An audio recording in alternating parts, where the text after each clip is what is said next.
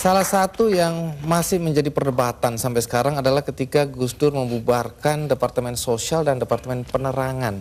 Kalau Departemen Sosial dulu, apa alasan persisnya? Sementara banyak orang terlantar yang harus diayomi oleh departemen itu. Persisnya itu.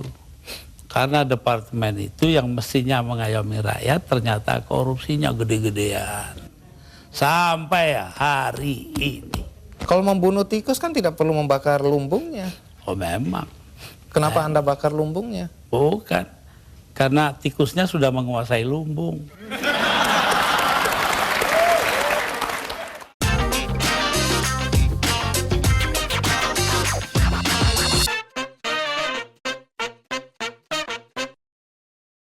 Saya bosan bahas kasus Rizik, kita bahas yang lain aja ya.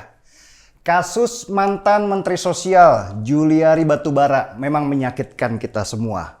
Di saat semua elemen masyarakat, mulai tenaga kesehatan sampai para UKM berjibaku dengan masalah corona, dengan enaknya Juliari Batubara mengutip Rp10.000 per bantuan bansos. Padahal Juliari Batubara sudah kaya raya, hartanya 47 miliaran. Tetapi kenapa kok masih mencuri juga? Duit emang gak kenal siapa mangsanya, siapapun disikatnya, apalagi yang memang punya sifat rakus di dalam hatinya. Sebenarnya kasus Mensos korupsi bukan kali ini saja.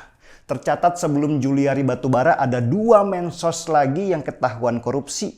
Yang pertama tahun 2011 ada Bahtiar Hamsyah yang dipenjara karena penunjukan langsung yang merugikan negara 33 miliar rupiah. Yang kedua, Idrus Marham yang kena kasus suap PLTU Riau. Departemen Sosial sejak dulu memang lahan basah korupsi. Bahkan almarhum Gus Dur, mantan Presiden RI, pernah membubarkan Departemen Sosial bareng dengan Kementerian Penerangan.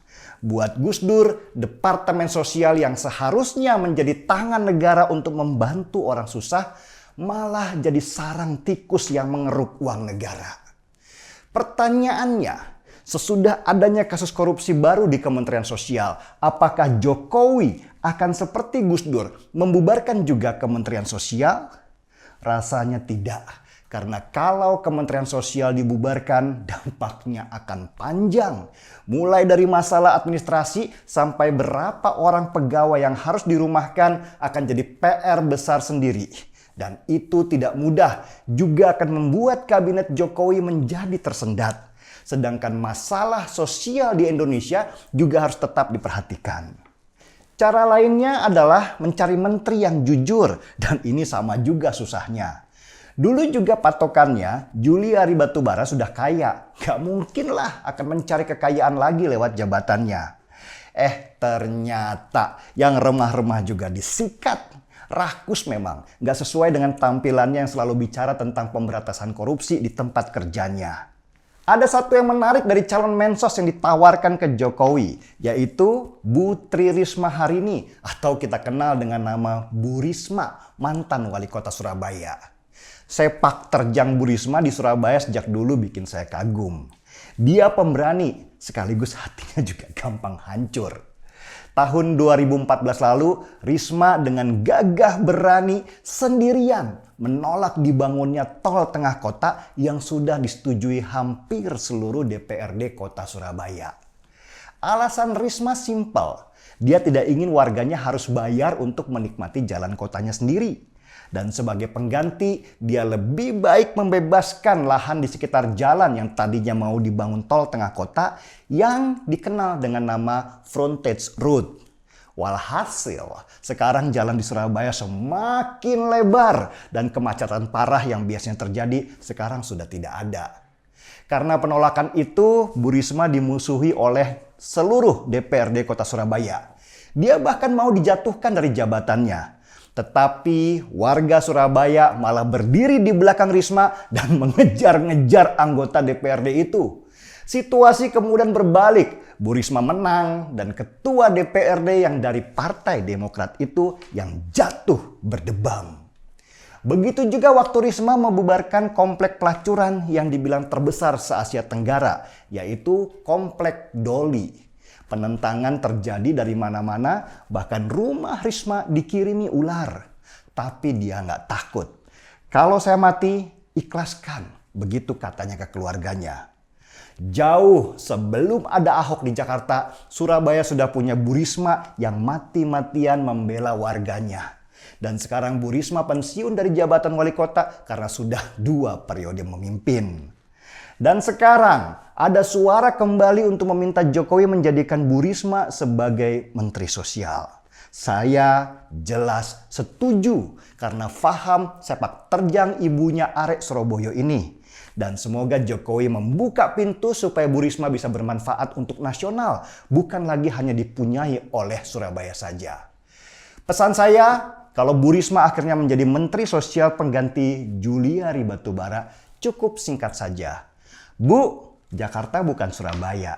Di sini tikusnya besar-besar dan ganas-ganas. Bahkan mereka sudah ada sejak zaman purbakala. Ibu akan diserang habis-habisan, difitnah dan pasti akan bentrok dengan mereka. Ramaikan Bu, biar kami punya role model lagi bagaimana memberantas korupsi di lingkungan pemerintahan. Jangan ditolak tawaran jabatan ini karena apa yang Ibu lakukan akan menjadi inspirasi bagus untuk generasi muda. Dan kalau Ibu sudah selesai dengan semuanya, bukalah pintu untuk saya. Mungkin Ibu punya waktu untuk cerita semuanya dan diakhiri dengan, Bang Denny, mari kita seruput kopinya. Seruput kopi juga Bu Risma.